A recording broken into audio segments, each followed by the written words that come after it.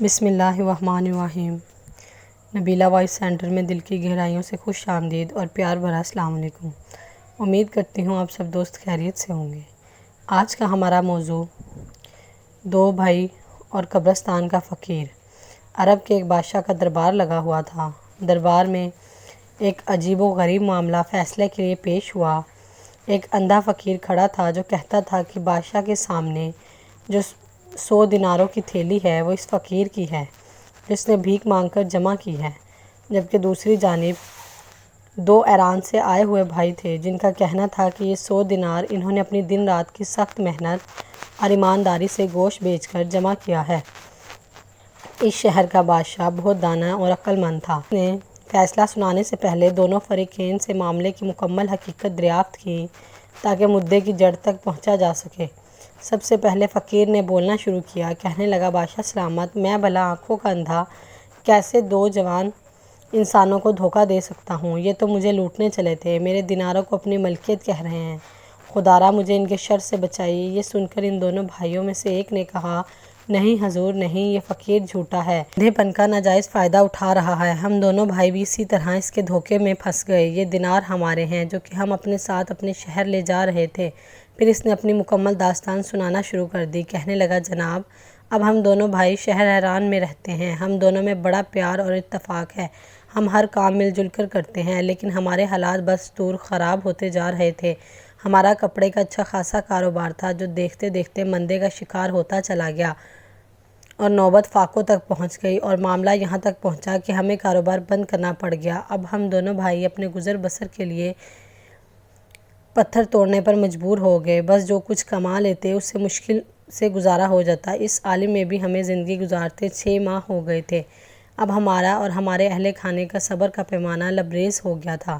ایک روز ہمارے ہاں کسی رشتہ دار کی آمد ہوئی جس نے ہمیں مشورہ دیا کہ بھائی اگر شہر میں روزگار نہیں چل رہا تو کسی اور شہر جا کر تلاش کر کے دیکھ لو، ہو سکتا ہے پیروں تلے کی مٹی بدلنے سے تمہاری بھی قسمت بدل جائے۔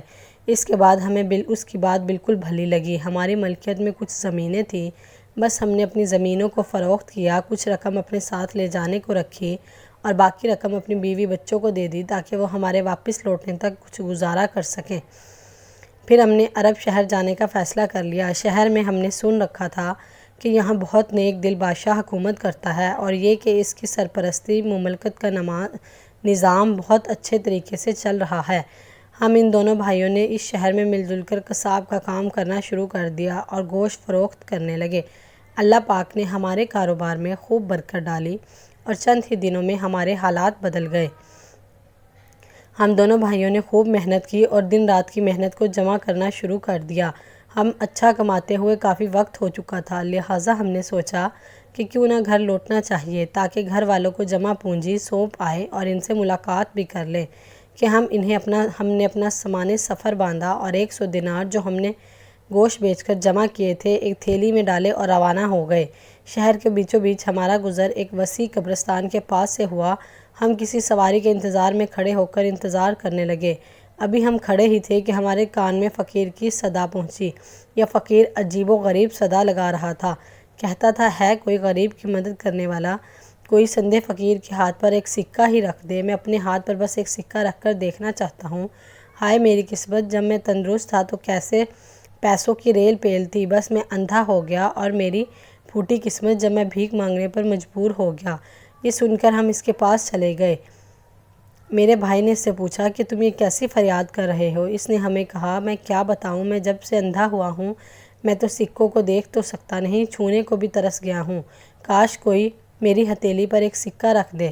یہ سن کر میرے بھائی نے ہنستے ہوئے اس سے کہا، لو تم اپنے ہاتھ پر ایک سکہ رکھ کر دیکھنا چاہتے ہو، میں تمہارے ہاتھ پر پورے 100 دینار رکھ دیتا ہوں، تم سکوں کو چھو کر دیکھ لو۔ یہ کہہ کر میرے بھائی نے اس کے ہاتھ پر دیناروں سے بھری تھیلی رکھ دی۔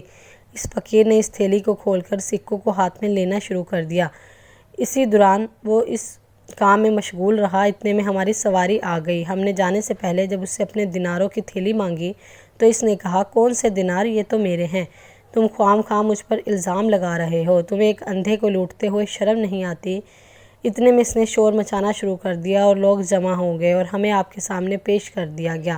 اب آپ ہی انصاف کریں کہ یہ دینار ہماری سخت محنت اور ہمارے اہل خانہ کی واحد امید ہے۔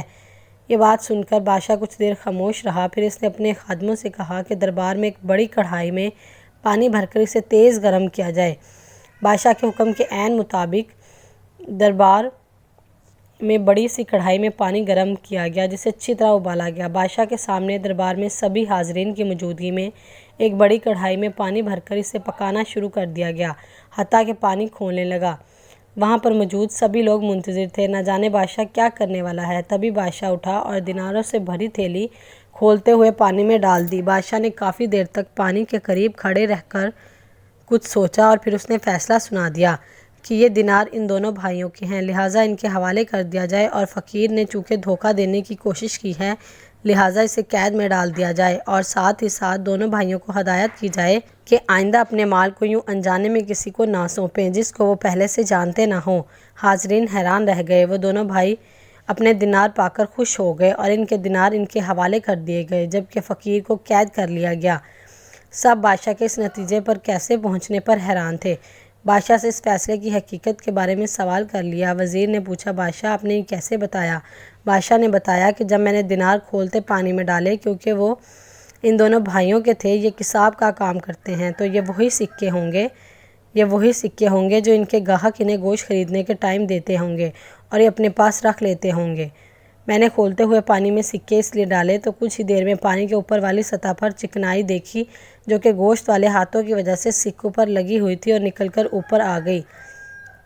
اب اگر اتفاق سے ایک آدھ سکہ چکنا ہوتا تو کوئی بات نہ تھی، لیکن چونکہ یہ وہ قیمت ہے جو یہ بھائی کام کرتے وقت وصول کرتے تھے، تو ان کے ہاتھ لگنے کے سبب سبھی سکوں پر گوشت کی چکنائی موجود تھی، جو کہ مجھے گرم پانی کی وجہ سے نظر آ گئی۔ بس اس طرح مجھے پتہ چلا کہ یہ دونوں بھائیوں کے ہیں دینار ہیں جو انہوں نے گوشت بیچ کر جمع کیے ہیں۔ اس طرح اس واقعے سے نصیحت ملنے کے ساتھ ساتھ اس عقل مند بادشاہ کی دانائی کی ایک اور مثال بھی قائم ہو گئی۔ امید کرتے ہیں آج کی ویڈیو آپ کو پسند آئی ہو، تو ہماری ویڈیو کو لائک اور چینل کو سبسکرائب ضرور کر دیجیے گا۔ ملتے ہیں اگلی ویڈیو میں، تب تک کے لیے اللہ حافظ۔